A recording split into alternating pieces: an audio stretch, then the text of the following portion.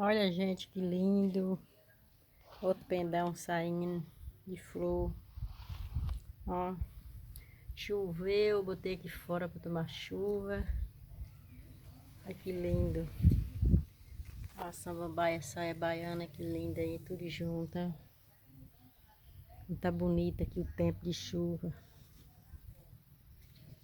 Muito bonita as plantas quando chove. Aí eu passei um bocado por aqui para não sujar de terra. Olha que linda. Orelha de gato. Olha o abacaxi roxo. Esse outro aqui, ó. Esse aqui é ração pro gado. Olha que lindo.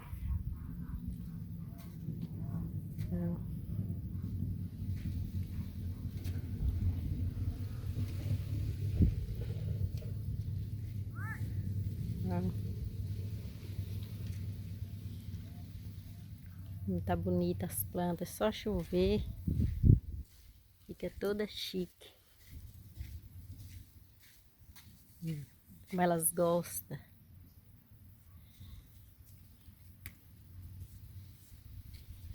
Olha essa que linda aqui, ó. Tá cheia de pulgão. Eu matei um bocado com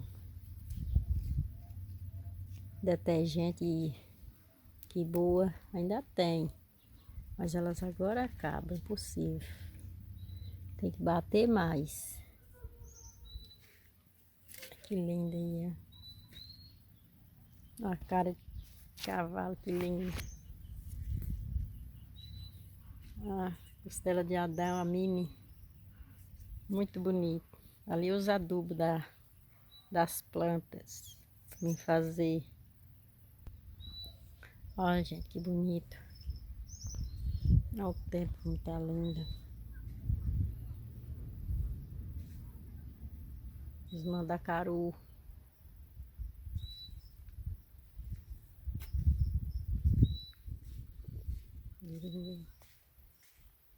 Isso aí, pessoal. Fica com Deus. Se inscreva lá no meu canal. Se divirta com os vídeos.